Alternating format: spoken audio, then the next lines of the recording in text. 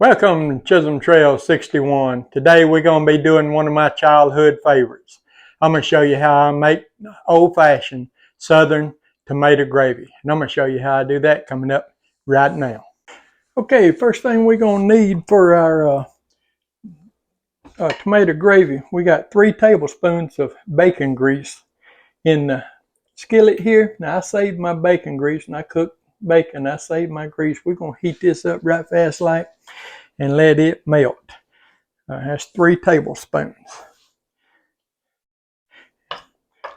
And I mean, if you don't save your bacon grease, you can use, pretty much any type of grease, I guess. Just that bacon grease gives it that extra flavor. But I'm going to let that melt there in our skillet. That's 3 tablespoons. Let me get this over here where I can get it dipped out when I get ready for it.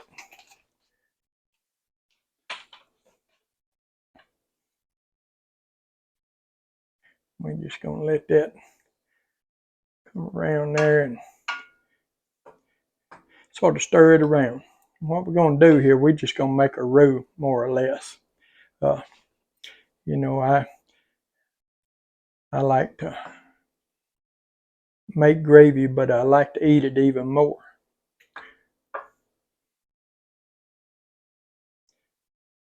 I got to tell y'all this too. Me and my grandson was going somewhere the other day, and somehow or another we got on the subject of oak trees.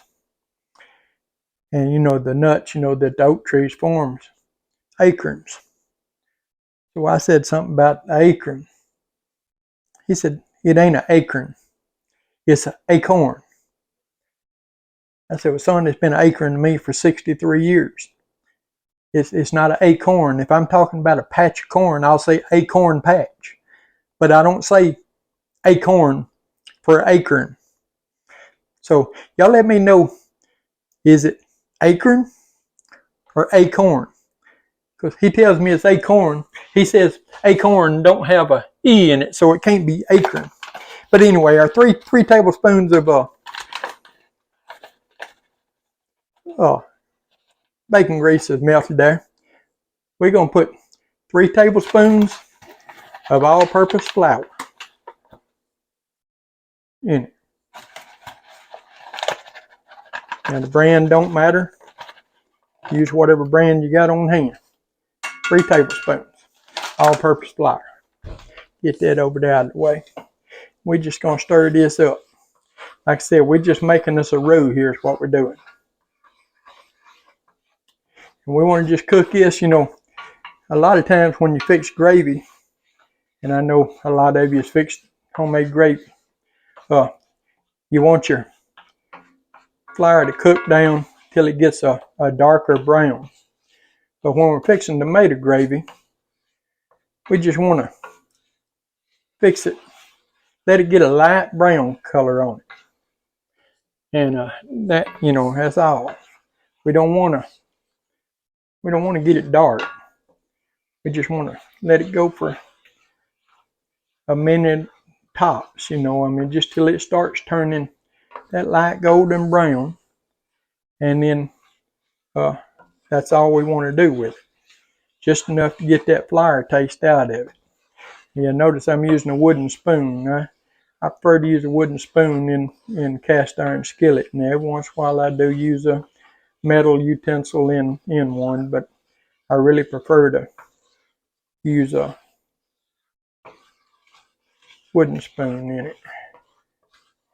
And we got that going down pretty good there.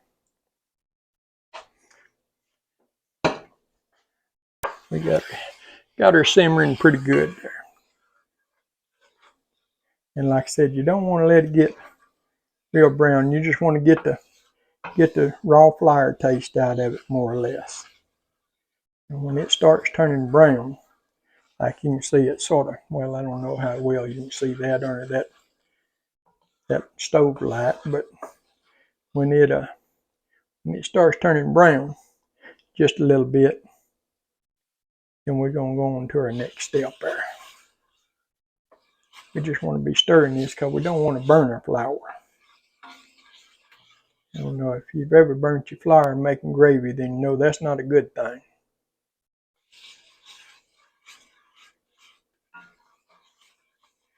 What I got here, I got 1 1/3 cups of chicken broth. Now, you can use chicken broth, you can use milk, you can use plain water. To me, the chicken broth just gives it a little bit more flavor. I like the taste of chicken broth in my gravy.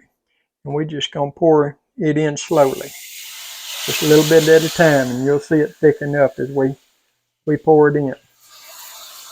You don't want to pour it all in at one time, just pour it a little bit at a time. And stirring it around as you do. And it'll look like it's a mess, but it's not. It's actually just like it should be. We're going to stir that. We're going to go ahead and pour the rest of it in there now. Now what we're going to do, we're going to bring this back up to a simmer.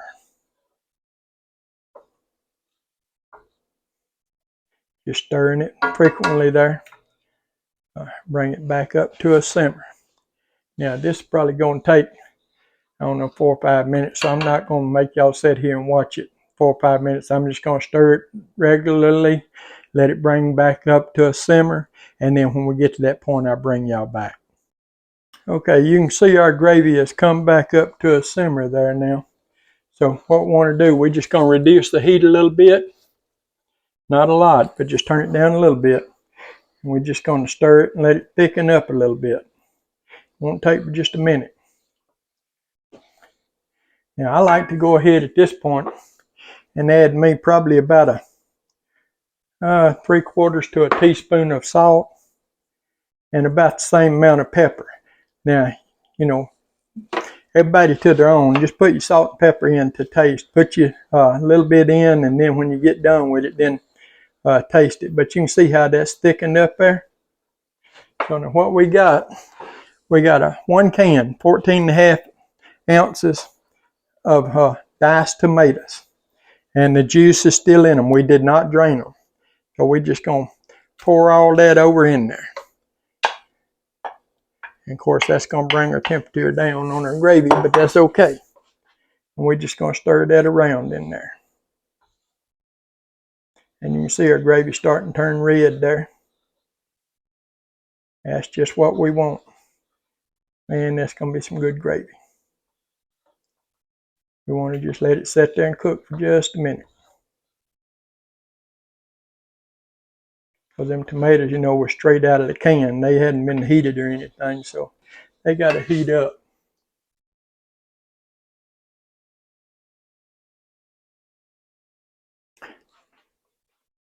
All we want to do, we just want to let it cook for just a minute till it gets to the thickness we want it at.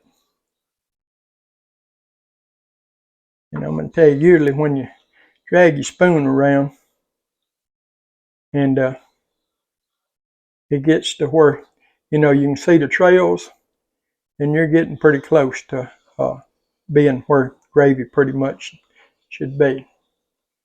We just let it simmer around there some. Just a little bit more. And of course, it's going to thicken up a little bit as you know it cools down. It'll thicken a little bit.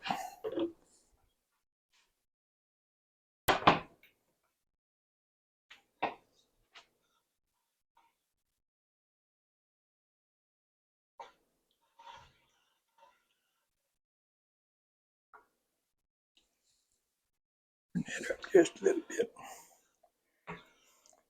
Turn it up just a little bit. Turn the heat up just a little bit. But we're just about there.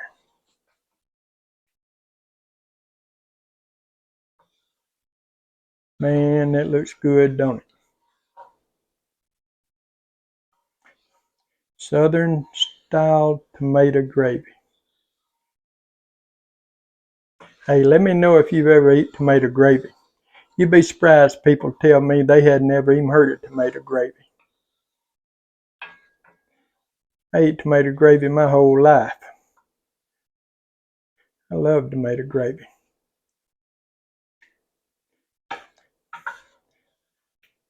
I'll tell you what, that's going to be pretty close to where I want it right there. So we're going to take it off of the burner. And I got a bowl here to pour it in. I'm going to pour it over in this bowl. I know y'all can't see the bowl there on there but I can't get the bowl over the burner because it's too hot. But I'm going to show you what it looks like there. I'm going to set that back down on there until I get a chance to clean it here in just a second. But that's what it looks like, your tomato gravy. And I don't know how well y'all can see it there in that light, but we're going to plate this up a little bit and we'll bring you back and we're going to do a taste test. Okay, we got our tomato gravy there. And bowl, we over to the island here. We're going to taste it there. Now, I made up some 7-Up biscuits. Y'all go back and watch that video. I'm not sure what the tomato gravy biscuit about first or the 7-Up biscuit. Probably the 7-Up biscuit, then the gravy. So y'all go back and watch this video on these 7-Up biscuits. See how light and fluffy they are? Man, that's some good biscuits right there. We're going to take this gravy and we're going to put some over the top of it here. Just look at that. Just look at that. Man, what you talking about? I got to get me some of this. Hey, I done eat me some of this good stuff. This is some good stuff here. Hey, let's see what that.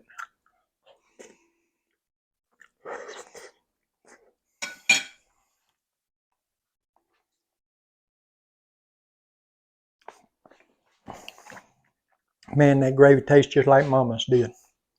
Hey, y'all, if you will, give the old video a thumbs up. Like, share, comment, subscribe to our channel. We appreciate all of you do. Appreciate all of you take time every day to watch our videos. Hey, tomato gravy, Southern tomato gravy. We'll see you on the next one.